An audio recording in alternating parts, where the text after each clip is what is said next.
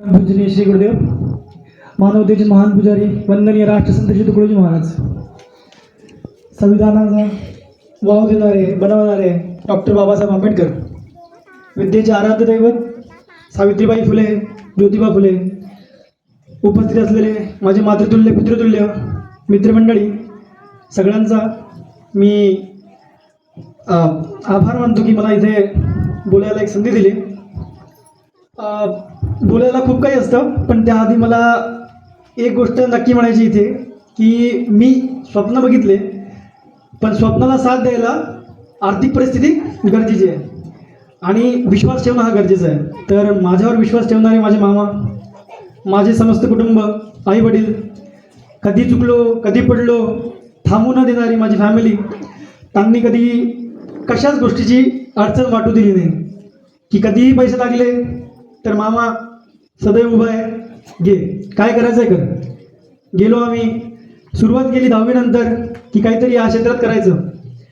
सुरुवात करताना अडचणी येतातच, नवीन क्षेत्र होतं, शिकायला खूप काही नव्हतं. औरंगाबादला गेलो, शिकलो, पेपर काढला, एक 8,000 मुलांमध्ये आलो. इंटरव्ह्यूला गेलो, 5 दिवसाचा इंटरव्ह्यू, पहिल्याच दिवशी इंटरव्ह्यूवरनं बाहेर आलो. खचून न जाता दुसरा पेपर तिथून 2 महिन्यांनी दिला, वापस 8,000 मुलांमध्ये आलो. त्या 8,000 मधून शेवटच्या 500 मुलांमध्ये आलो.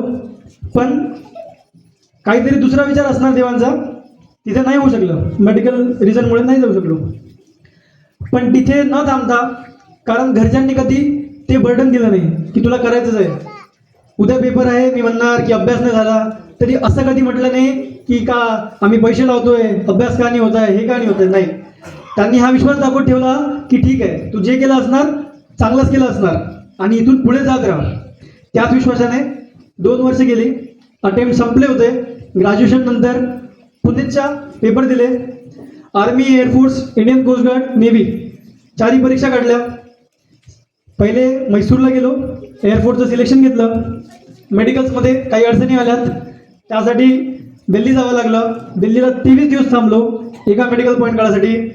देवाची कृपा होती, मेडिकल निघालं.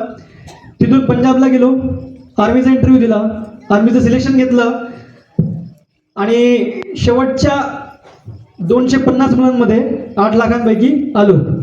आणि 500 मुलं जे सिलेक्ट झाले होते त्यामधलं ऑल इंडिया रँक माझ्या क्षेत्रामध्ये जी माझी ब्रांच आहे त्यामध्ये फक्त 13 जागा होत्या आणि त्या 13मध्ये मी उभा राहिलो. त्यासाठी मुळात अभिमानसुद्धा वाटतो, कारण मला बघणारे खूप आहे.